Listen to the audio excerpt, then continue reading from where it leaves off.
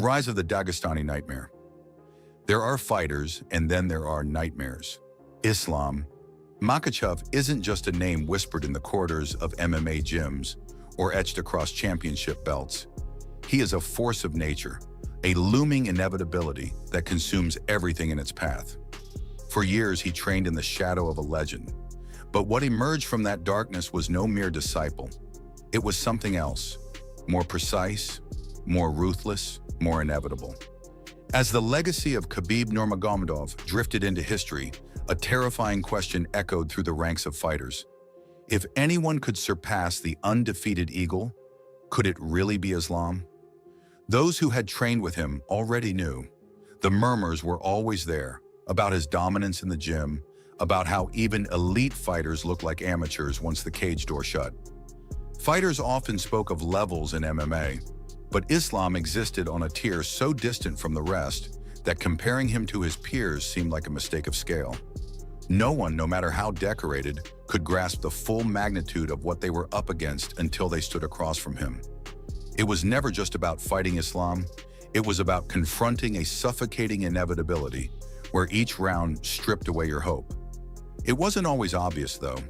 Islam's rise, much like his approach to combat, was methodical, precise, and cruelly efficient.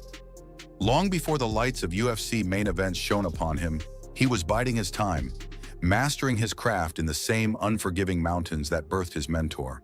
When Khabib's father, the legendary Abdulmanap, laid the blueprint for a new generation of Dagestani champions, Islam was the one chosen to embody perfection. A child from a village of 10,000, trained under skies instead of fluorescent lights, shaped by hardship instead of media, was being engineered for greatness. Tragedy, as it often does, intervened. The death of Abdulmanap shattered Khabib's will to continue, and the lightweight division, once ruled by the unrelenting grip of the Nurmagomedov clan, stood unguarded. But while the world mourned, Islam focused. He did not flinch at the weight of legacy, nor did he shrink beneath expectations. The throne had been vacated not for just anyone. It had been prepared for him. Unlike others who crumbled under pressure or got lost in the marketing game, Islam kept doing what he always did, breaking men, quietly, consistently, efficiently, until there were no more doubters left to pretend. And yet there was still Charles Oliveira, the Phoenix of Brazil, the champion who had burned through an entire division. Chandler, Gaethje, Poirier. None could match the unpredictable brilliance of Oliveira's submission game. Fans believed he had reinvented what it meant to be a champion, turning chaos into mastery. Many assumed Islam would finally meet his match, not because they saw flaws in him, but because Charles was different. But what they failed to understand, and what Islam knew deeply, is that chaos has no place against surgical precision. What Charles offered in flash, Islam countered with inevitability. When they clashed, hope died early. That fight wasn't just a title bout, it was a spiritual reckoning. On one side stood Charles, a man baptized in violence, reborn in each war. On the other stood Islam, unblinking, cold, and relentless. Within minutes, the brilliance of Oliveira's game began to unravel. His creativity became confusion. His traps dissolved under pressure. When Islam dropped him with a punch and choked out the man known for being unchokeable, the silence that followed wasn't just shock, it was fear. In that moment, something ancient returned to the UFC. The reign of domination had begun again, this time with sharper teeth. And then came the question of validation. Could Islam stand up to the best, not just in his division, but in all of MMA? Could he challenge the pound-for-pound king, the one man hailed for his cardio, his adaptability, his warrior spirit, Alexander Volkanovski? This was no longer about belts or rankings. This was about supremacy. The narrative shifted from who is the champion to who rules the entire sport. And Islam, never one to shy from absolutes, accepted the challenge not as an equal, but as a superior. Too small, he said. Not my level. And deep down, he knew he was right. Volkanovski brought fire, he brought speed, he brought a nation's pride and a titan's resolve. But none of that could pierce the strategy Islam carried into that cage. The fight was close, a chess match in the form of violence. Yet when the dust settled, the decision belonged to Islam. He walked out not just as the lightweight champion, but as the new standard against which greatness would be measured. Some scream robbery, others desperation. But the fact remained, Volkanovski, the pound-for-pound #1, could not break him. That silence grew louder. Islam wasn't just winning, he was extinguishing doubt. Of course, Islam wasn't satisfied. Dominance demands consistency. He accepted the rematch against Volkanovski on short notice, a test most champions would dodge. 10 days to prepare for a man who nearly beat you? For Islam, it was enough. This time, there was no room for controversy. He decimated Volkanovski with ruthless precision, knocking him out and erasing any memory of a close decision. It was the kind of performance that doesn't just silence critics, it erases them. The arena didn't roar, it gasped. The monster they had tried to measure with rankings had made his point clear. There is no equal. Each opponent that steps into the octagon with him now carries the weight of that history. Not just the fear of defeat, but the awareness that they are participating in something far more humiliating, the confirmation of their own inferiority. When Dustin Poirier, the diamond of the division, entered the cage with Islam, he brought years of experience and knockout power, but none of that changed the truth. Islam matched him on the feet, hurt him in the clinch, and eventually, when the time was right, crushed his will on the ground. A perfect submission in the final round, as promised. For all his violence, Islam Makhachev is not a chaotic fighter. His mastery is not in the ability to overwhelm, but to orchestrate, to construct a situation in which every path his opponent takes leads only to ruin. Against Dustin Poirier, a man celebrated for his resilience and grit, Islam offered not a brawl but a trap. Each strike wasn't just an attack, it was a setup, a lure, an invitation into deeper danger. When the final round came and Dustin's body failed to answer the demands of his heart, Islam closed the cage like a lid on a coffin and finished what had long been inevitable. The remarkable part of this saga is not merely the number of wins or the caliber of opponents. It's the transformation of expectation. Islam's performances haven't just silenced his doubters. They've changed the narrative structure of how we view dominance. When other champions enter a fight, the storyline hovers with suspense. Will they win or will they falter? But when Islam steps in, there is no suspense. Only a question of how long the suffering will last. The real drama is not the outcome, but in watching elite fighters disintegrate against something they were never equipped to handle. Perhaps that is why his name now evokes something closer to myth than fame. Islam Makhachev is no longer just a fighter, he is a phenomenon, a recurring event in the calendar of destruction. The UFC, with its endless hype machines and manufactured rivalries, cannot fabricate what Islam represents. No marketing agency could have built this nightmare. It is the result of tradition, suffering, discipline, and an unyielding rejection of failure. Every opponent sees it now, every analyst hears it, and every fan, even those who boo, understands it in their gut. This is not someone you simply beat. But if you trace the origins of this monster, you'll find no drama, no spectacle. He emerged not from scandal or arrogance, but from silence and obedience. A boy raised in obscurity, trained under a man who saw in him a future that would one day make history weep. Abdulmanap Nurmagomedov did not mold showmen, he forged soldiers. For Islam, that meant working odd jobs by day and grinding himself to dust by night. There were no cameras, no agents, no brands, just purpose. And that purpose hardened him into the iron that now bends others into submission. His first fights in the UFC, though overlooked at the time, were glimpses into a dangerous evolution. That early knockout loss, the only blemish on his record, did not weaken him. It clarified him. Unlike lesser fighters who collapse under defeat or invent excuses, Islam dissected his failure with clinical detachment. The punch that beat him was a statistical anomaly, a lesson rather than a loss. From that moment, he tightened every weakness, sealed every crack. The Islam that returned was no longer just a contender. He was a system of control, a machine that would never allow chaos to interfere again. What followed was a series of executions dressed as fights. Drew Dober, Thiago Moises, Dan Hooker, fighters praised for their durability and creativity, found themselves dismantled, humiliated, and discarded within minutes. Each bout reinforced the same lesson. This is not a competition. This is a demonstration. And when the title shot came, when the world finally recognized what had been true for years, Islam did not hesitate. He crushed Charles Oliveira. Not through luck, not through flash, but through inevitability. Like a glacier moving through a forest, he made the violent and complicated look quiet and absolute. And then came the whispers of superstardom. The same sport that had ignored him for years suddenly wanted him on magazine covers, in viral headlines, in crossover bouts with boxing legends. But Islam is not Conor McGregor. He does not chase lights. He extinguishes them. When asked about fame, he dismisses it. When called out, he smiles.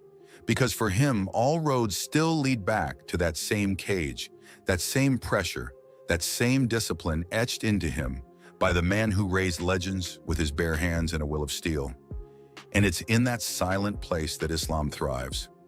So when Volkanovski accepted a short-notice rematch, a move born of bravery but steeped in desperation, Islam understood what was truly at stake.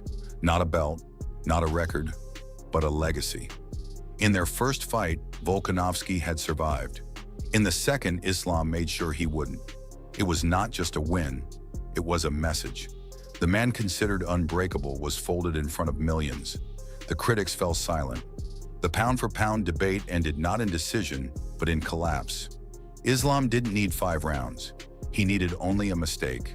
One slip, one opening, and then came the void.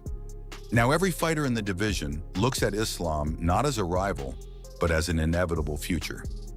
You can prepare for his wrestling, but not his strength. You can drill takedown defense, but not against someone whose pressure feels like drowning. You can work on striking, but Islam will adapt before your corner finishes the sentence. That is what makes him terrifying. Not that he is unbeatable, but that you cannot even lose to him with dignity. He takes not just your victory, but your belief. When it's over, you're not just hurt, you're empty. And in this atmosphere of dread, the UFC begins to starve for challengers. The names change, the faces rotate, but the outcome does not. Analysts speak of Dustin Poirier, of Justin Gaethje, of Arman Tsarukyan. But each new name feels like a sacrificial offering. The real story isn't about who will beat Islam. It's about how long we can pretend that anyone will. The belt's no longer the goal. The question now is philosophical. How do you fight someone who doesn't just break your body, but proves that everything you thought you knew about fighting is wrong?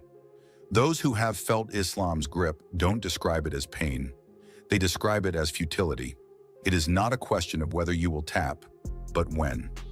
Fighters known for their strength and composure begin to gasp, flail, lose form. What makes Islam's control different is that it is layered, mental, physical, and emotional. While he clamps onto you with inescapable strength, he also denies you the one thing a fighter always clings to, the hope of a comeback. It drains out slowly, invisibly, like blood from a wound you didn't notice until you were too weak to stand. And yet the world continues to search for challengers, as if new names will change a fixed outcome. The UFC, desperate to ignite new storylines, now turns toward men who haven't yet felt that darkness. Dustin Poirier, veteran knockout artist, beloved by fans for his heart, stepped into that cage with hope. And for a moment, just a moment, he touched Islam's face with something unexpected. He landed. He stung him, and the crowd began to believe. But that's what makes Islam's victory so brutal. He lets you breathe, only to show you that oxygen was never yours to keep. In the 5th round, when most champions coast on points or run out the clock, Islam did what only real predators do. He finished it.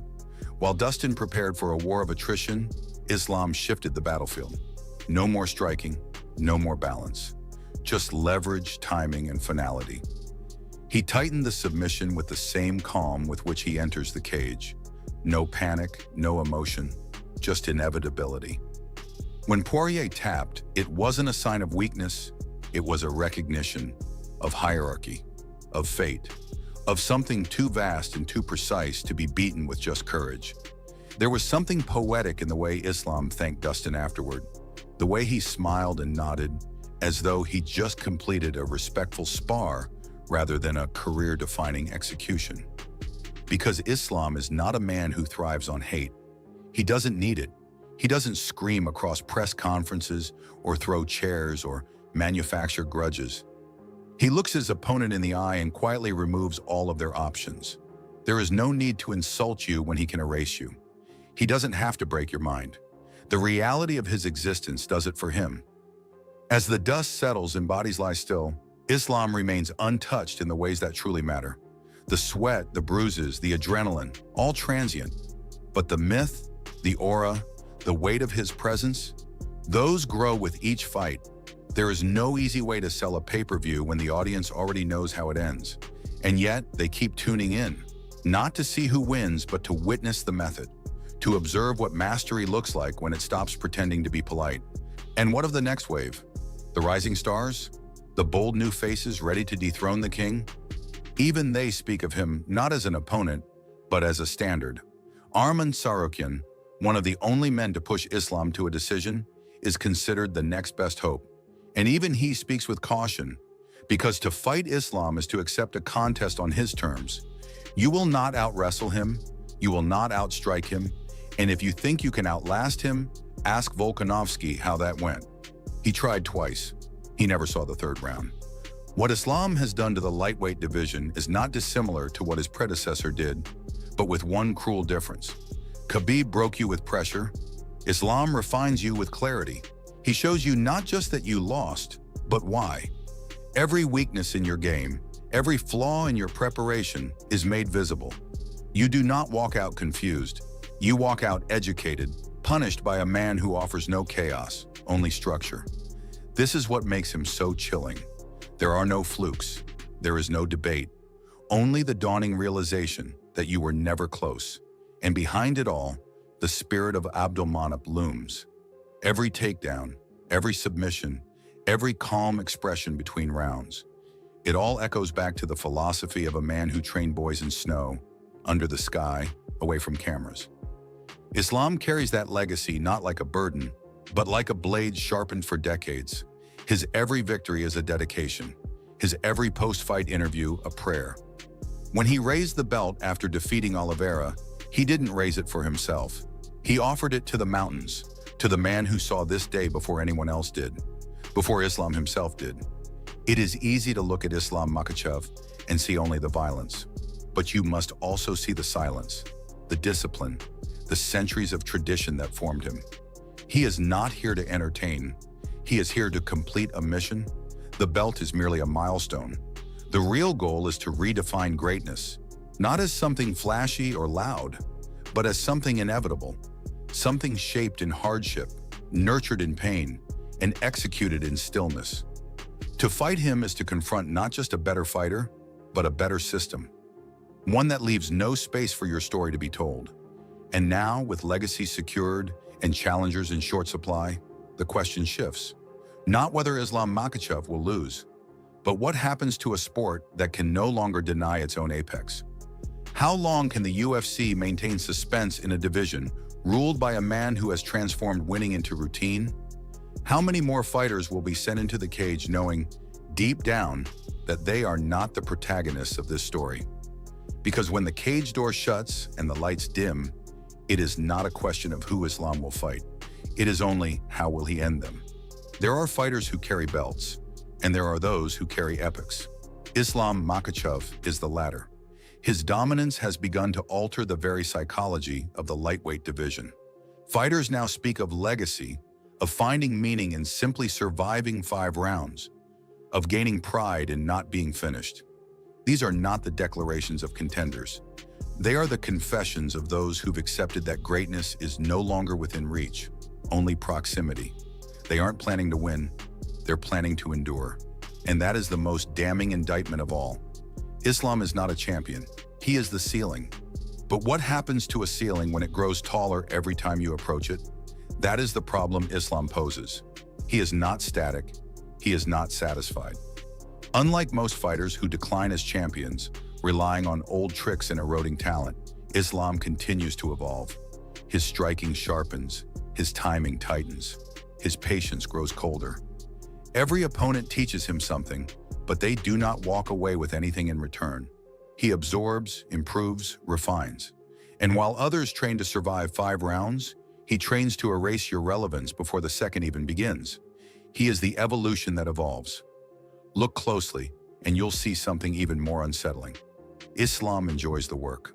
Not the fame, not the noise, but the process. He enjoys the grind, the silence of repetition, the invisible hours spent building imperceptible advantages. This is the difference. Others train to be seen. Islam trains to be inevitable. His humility is not weakness, it is focus. His lack of bravado is not passivity, it is predation at its purest. He knows exactly what he is, and that clarity makes him unshakable, unflappable, untouchable. When he speaks, it's not to provoke. It's to remind the world that the outcome was never in doubt. And that's the true terror, inevitability. You can prepare, you can believe, you can train until your muscles give way. But once the cage closes, all of that is exposed for what it really is. Hope. And hope is the first thing Islam takes from you. Not with brutality, but with precision. A perfectly timed takedown. A foot sweep that sends you sprawling.